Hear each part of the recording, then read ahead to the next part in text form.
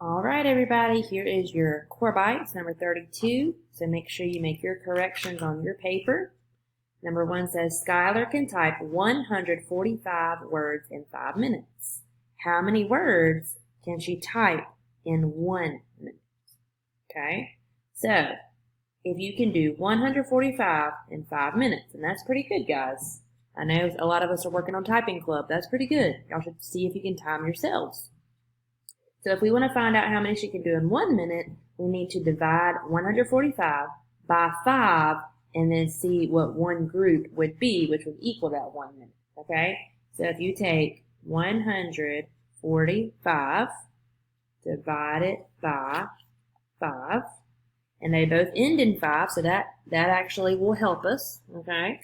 So first start with the smallest numbers we can. So 5 can go into 14 twice, because 5 times 2 is 10.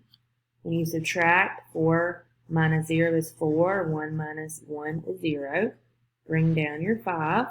So 5 will go into 45 9 times, because 5 times 9 is 45.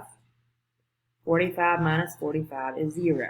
Okay? So your answer would be 29 words in a minute. And if y'all think about it, guys, there are 60 seconds in each minute. So every 2 seconds, you'd be typing a new word. So that's actually pretty good, guys. And let's try to work on hard goals, too.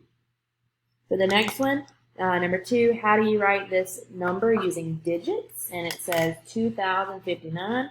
So you would say 2,059. There is not a number in the hundreds place for that one. Here we have a fraction. They want us to multiply that fraction. So the interesting thing here is you've got a whole number and then you've got a fraction. So what you're going to do is you're going to say 3 over 5 times 5 over 1, because 5 is a whole number, so really it would have 1 under it. Okay? So you're just going to multiply across the top and the bottom. So 3 times 5 would give you 15. 5 times 1 gives you 5. Then you're going to divide that. So you're going to divide 15 by 5, and your answer would be 3, which is your whole number. Okay? For the next one, number 4, they went ahead and gave you the line plot line, which was really, really nice of them. So they just want you to plot it on that line. So whenever you do this, start with the lowest numbers first. So you've got 1/8, so you've got that twice. There is no 0 visible. For 1/4, you've got it once. For 3/8, you don't have that anywhere. For 1/2, you have that one time. For 5/8, you have that one time. For 3/4, you have that twice. And then for 7/8, you have that once. There is nothing for 1 or for 0. Those are whole numbers, and they're just trying to show you where they would fall as a fraction on the chart. Okay? For your last one, it says a quadrilateral